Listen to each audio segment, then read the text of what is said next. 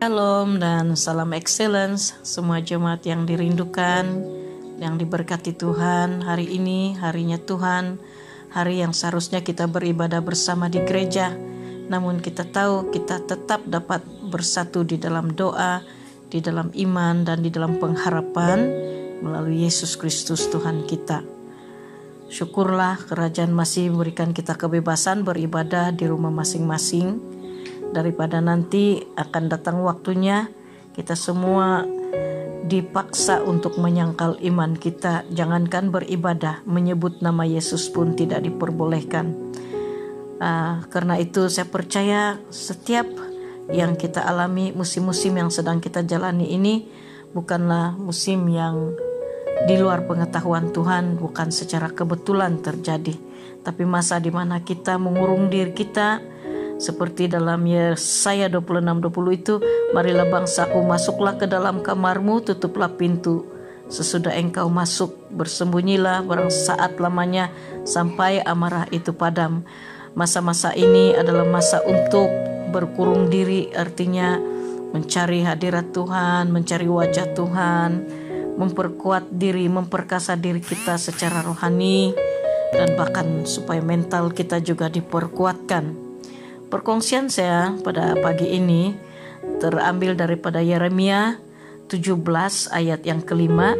Terkutuklah orang yang mengandalkan manusia, yang mengandalkan kekuatannya sendiri dan hatinya yang menjauh daripada Tuhan. Ayat 14 Mazmur 91 pula berbunyi begini. Sungguh hatinya melekat kepadaku, maka aku akan meluputkannya, aku akan membentenginya, sebab ia mengenal namaku. Kalau Yeremia berkata hatinya yang menjauh daripada Tuhan itu tidak akan diberkati, ya. Terkutuklah orang yang mengandalkan manusia, mengandalkan kekuatannya, dan hatinya yang menjauh daripada Tuhan. Terkutuk artinya tidak diberkati Tuhan. Nah, berkat itu ada banyak perkara. Apakah itu berkat dari segi kesehatan, kekuatan, berkat rohani, ya, berkat-berkat yang kita perlukan, penyediaan Tuhan dan sebagainya. Oke, tetapi dikatakan di sini orang-orang yang mengandalkan kekuatannya dan mengandalkan manusia sahaja, itu tidak akan mengalami keberkatan Tuhan. Saya ingat ada satu kisah, itu kisah tentang Raja Daud ketika dia sering kali memenangi peperangan, sehingga ada satu peperangannya di mana dia merasakan dirinya sudah berhasil, sudah menang, kuat, memiliki askar-askar yang banyak, sehingga dia menyuruh kepada Yoab. Ini dalam 2 Samuel 24 ayat 1 sampai seterusnya. Ia berkata kepada Yoab,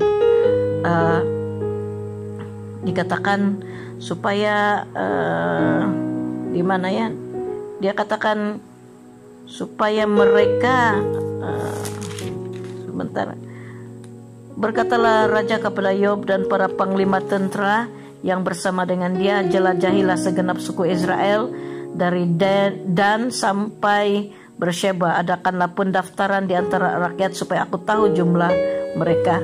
Di sebalik perintah ini sebenarnya ada tersirat rasa angkuh, rasa boleh, rasa mampu dalam diri Raja Daud. Lalu mereka menyeberangi sungai Yordan, ayat yang kelima, mulai dari Aroer sampai kota yang terletak di tengah-tengah lembah ke arah Gad dan Yazer. Oke, dan seterusnya dari ayat yang ke-8, setelah mereka menjelajah seluruh negeri itu, sampailah mereka kembali ke Yerusalem setelah lewat 9 bulan dan 20 hari. Ternyata ada 9 bulan dan 20 hari yang diperlukan untuk mendaftar rakyat yang ada. Dan apa hasilnya? Ada 800.000 orang perangnya yang dapat memegang pedang. Ini ayat yang ke-9. Dan orang-orang Yahuda ada 500.000. Tatkala dicatat keseluruhan jumlah rakyat waktu itu, berdebar-debarlah hati Daud, ayat yang 10.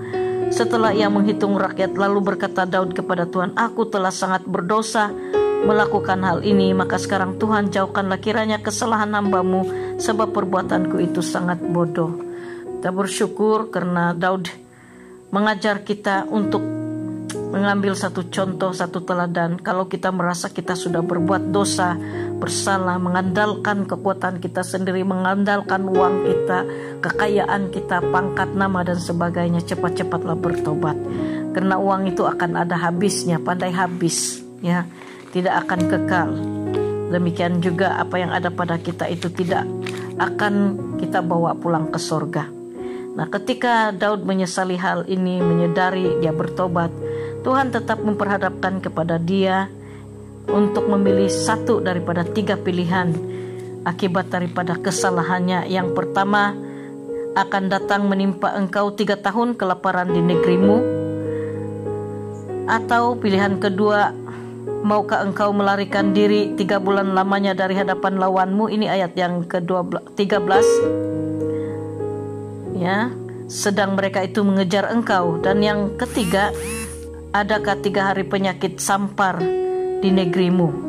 Maka fikir dan timbanglah, jawab apa yang harus kusampaikan kepada yang mengutus aku, kata Nabi Gad kepada Daud. Lalu berkata Daud kepada Gad, sangat susah hatiku, biar kiranya kita jatuh ke dalam tangan Tuhan, sebab besar kasih sayangnya, tetapi janganlah aku jatuh ke dalam tangan Tuhan manusia. Jadi Tuhan mendatangkan penyakit sampar kepada orang Israel dari pagi hari sampai waktu yang ditetapkan. Maka matilah di antara bangsa itu dari Dan sampai Beersheba 70.000 orang. Nah, akan ada akibatnya bila kita mengandalkan kekuatan kita, bila kita mengandalkan manusia, akan ada akibatnya. Ada keterbatasannya manusia untuk menolong kita. Biar bagaimanapun tinggi pangkat kedudukannya, pasti dia ada keterbatasan untuk menolong. Begitu juga dengan keuangan atau kemampuan kepemilikan kita, itu akan ada batasnya. Dan Tuhan tidak mau kita mengandalkan apa yang ada pada kita selain mengandalkan Tuhan. Itulah sebabnya kenapa untuk seketika waktu Daud jatuh di dalam tindakan yang bodoh itu, karena seketika waktu hatinya menjauh daripada Tuhan. Bila hati kita jauh daripada Tuhan, akan ada banyak hal-hal yang boleh mencemari pikiran dan hati kita, keputusan kita. Akan ada banyak dosa ataupun kesalahan, pelanggaran yang boleh masuk dalam hidup kita bila hati kita jauh daripada Tuhan. Nah, bila hati kita jauh dari Tuhan, sekali lagi Yesaya 26:20, Yeremia 17 ayat 5 mengingatkan kita, terkutuklah, artinya tidak diberkati. Makanya saudara, Mazmur 91 ayat 14 mengingatkan kita bahwa sungguh hatinya yang melekat kepadaku, aku akan meluputkannya, aku akan membentenginya, sebab ia mengenal namaku. Nah, hati yang melekat kepada Tuhan, hati yang melekat kepada Tuhan itu karena apa hatinya melekat kepada Tuhan? Fokusnya ada sama Tuhan. Bila fokus kita kepada diri kita, kebendaan dan dunia, maka hati kita akan jauh dari Tuhan. Tapi kalau kita berfokus kepada Tuhan dalam apapun yang kita lalui dalam hidup kita, saya percaya, kita semua percaya, kita aminkan janji Tuhan, kalau hati kita melekat kepada Tuhan, Dia akan menjaga, membentengi kita. Bagaimanakah membuat hati kita melekat kepada Tuhan? Melalui penyembahan. Ini sudah diajarkan minggu yang lalu, melalui penyembahan kita kepada Tuhan, melalui doa kita kepada Tuhan.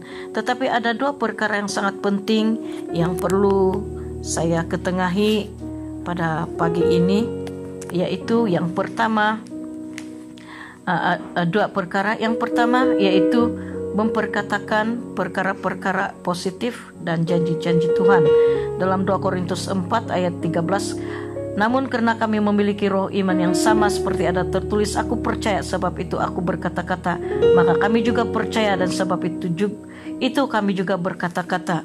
Marilah kita mempelajari firman Tuhan ini lebih dalam lagi, di mana kita harus memperkatakan firman Tuhan, perkatakan hal-hal yang positif, perkatakanlah janji-janji Tuhan. Itulah cara kita membuat hati kita itu fokus kepada Tuhan, ya, fokus kepada Tuhan. Dan perkara yang kedua yang perlu kita ingat, selain daripada memperkatakan firman Tuhan dan janji-janji Tuhan, berkatakan perkataan profetik yang positif, Tuhan juga mau kita berkata-kata, berdoa di dalam roh. Dalam Yudas 1:20, akan tetapi kamu saudara-saudaraku yang kekasih, bangunlah dirimu sendiri di atas dasar imanmu yang paling suci, berdoalah dalam Roh Kudus. Ini adalah himbauan firman Tuhan.